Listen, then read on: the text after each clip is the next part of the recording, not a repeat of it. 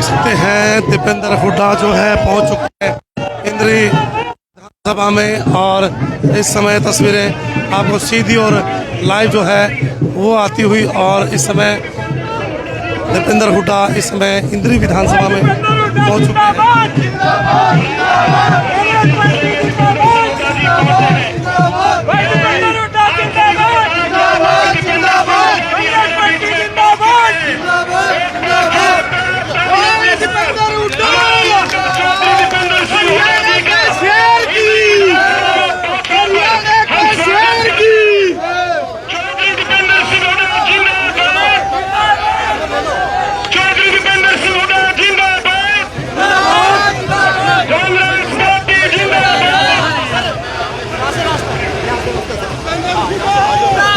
मैं देख सकते हैं दीपेंद्र सिंह हुड्डा जो है पहुंच चुके हैं और सभी को संबोधन और इस समय तस्वीरें आपको सीधी और लाइव जो है नज़र आती हुई इंद्री विधानसभा की ये तस्वीरें हैं और दीपेंद्र हुड्डा इस समय अपने कार्यक्रम के बीच पहुंच चुके हैं और अभी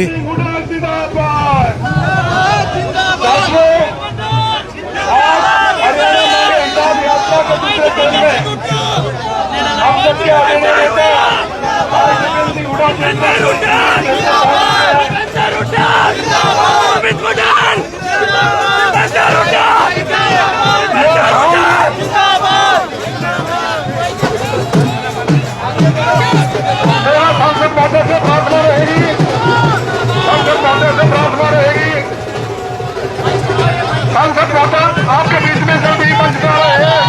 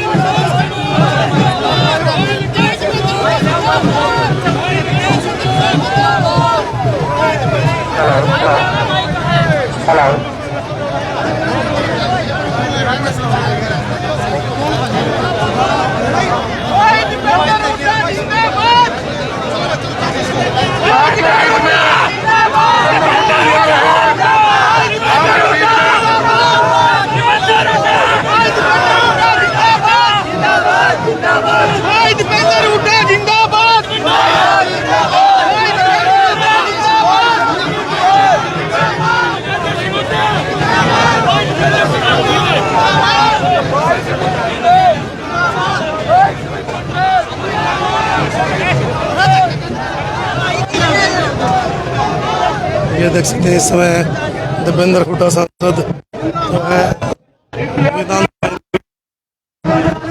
आज इंद्री में हम सब नेता माननीय सांसद दीपेंद्र हुड्डा जी पहुंच चुके हैं। उन्होंने हरियाणा के जन जन की आवाज सड़क से लेकर संसद तक उठाई। सभी एक स्वर में बोलेंगे, माननीय दीपेंद्र सिंह हुड्डा, विधान का रक्षक दीपेंद्र सिंह हुड्डा, विधान का रक्षक दीपेंद्र सिंह हुड्डा। सड़क से लेकर संसद तक दीपेंद्र हुड्डा जी इस महत्वपूर्ण लड़ाई को लड़ा और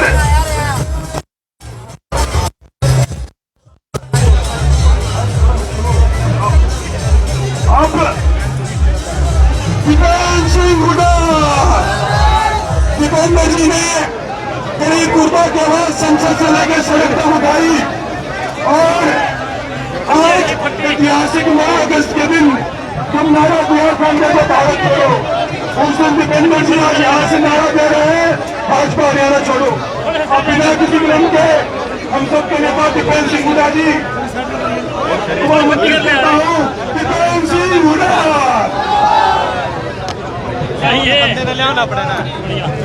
हमारे बीच में हमारे सभी सम्मानित नेतागण, नौजवान साथी, माताएं बहनें, आप थोड़ी देर से बैठे हैं और हम जो निर्धारित समय था उससे आधा 1 घंटा लेट है, क्योंकि आज संसद का आखिरी दिन था और सीधा लोकसभा से आज संसद का सत्र, ये जो मानसून सत्र था, ये आज का समापन का दिन था, आखिरी दिन था। तो लोकसभा से सीधा आपके बीच में यहाँ पे पहुंचा हूँ और इस बात के लिए क्योंकि ज्यादातर लोग बाहर हैं तो सब तक बात नहीं पहुंच पा रही, तो उसके लिए हम क्षमा चाह रहे हैं। आपको पता है, अभियान है हरियाणा मांगे हिसाब। ये अभियान आज से 1 महीने पहले हमने शुरू किया और 1 महीने पहले हमने भाजपा सरकार से 15 सवाल पूछे कि हरियाणा का इतना नुकसान 10 साल की बीजेपी की सरकार में हो गया और हरियाणा की जनता उसका हिसाब मांग रही है, क्योंकि चुनाव का समय आ गया। 10 साल के बाद जब लोगों के बीच में बीजेपी जाएगी, आ रही है सरकार में, तो बीजेपी सरकार से सवाल हरियाणा की जनता को पूछना लाजमी। आज देश में सबसे ज्यादा बेरोजगारी हरियाणा में, यह सवाल पूछना चाहिए कि नहीं पूछना चाहिए बीजेपी से? 10 साल की सरकार के बाद देश में सबसे ज्यादा बेरोजगारी हरियाणा में क्यों? आज देश में सबसे ज्यादा नशा, पंजाब से भी ज्यादा नशा आज हरियाणा में, हरियाणा पंजाब से आगे निकल गया। सबसे ज्यादा पलायन हरियाणा के एक गांव से नौजवान छोड़ के विदेशों में जा रहे हैं। हरियाणा में नौकरी नहीं मिल रही, ना हरियाणा के अंदर कोई उज्जवल भविष्य की कोई संभावना दिख रही नौजवानों। सबसे ज्यादा पलायन हरियाणा में, सबसे ज्यादा बेरोजगारी हरियाणा में, सबसे ज्यादा नशा हरियाणा में, सबसे ज्यादा क्राइम, अपराध दर, सबसे ज्यादा क्राइम आज हरियाणा के अंदर। ये भारत सरकार के आंकड़े बता रहे हैं। हर वर्ग के साथ अपमान, एससी समाज के और ओबीसी समाज के अधिकारों को छीनने का काम इस सरकार ने हरियाणा में किया। हम सवाल पूछ रहे हैं कि इन्होंने पक्की नौकरी क्यों खत्म कर दी? हरियाणा में 2 लाख पक्की नौकरी समाप्त हुई और जो बची कौशल निगम के माध्यम से बिना रिजर्वेशन, बिना पेंशन, कच्ची नौकरी में हरियाणा के नौजवानों को, देश में सबसे ज्यादा कच्ची नौकरी अगर आज किसी प्रदेश ने दी तो हरियाणा में भी हरियाणा के नौजवानों का शोषण करने का काम। तो सवाल हमने पूछा, गरीब आदमी की सारी स्कीम्स बंद कर दी। देश में सबसे ज्यादा महंगाई, सबसे ज्यादा वैट हरियाणा में, गरीब आदमी की सारी स्कीम्स बंद हो गई। 100 गज के प्लॉट की स्कीम खत्म, पीने के पानी की टंकी टूटी, पानी के कनेक्शन की, एससी समाज, बैकवर्ड समाज के सभी परिवारों की जो हमारे समय स्कीम्स थी वो खत्म। स्कूल के अंदर वजीफे की जो योजना थी वो 1/3 हो गई। मनरेगा की जो योजना थी उसका बजट कम हो गया और खिलाड़ियों का जो अपमान हुआ, किसानों का जो अपमान हुआ, कर्मचारियों का हुआ, सरपंचों का हुआ, वो सब आपके सामने है। इस सरकार ने किसी को नहीं बख्शा और 10 साल के बाद जब बीच में आ रहे जनता के, तो जनता सवाल पूछे कि नहीं पूछे, मैं आपसे सवाल पूछता हूं। और यही हमने कहा कि भाई हरियाणा मांगे हिसाब, और बीजेपी वाले कह रहे हैं कि हम नहीं देंगे हिसाब, और हम बीजेपी वालों को कह रहे हैं आप कैसे नहीं दोगे हिसाब? हम बीजेपी वालों को यही बताना चाहते हैं कि ये हरियाणा है प्रधान, ये हरियाणा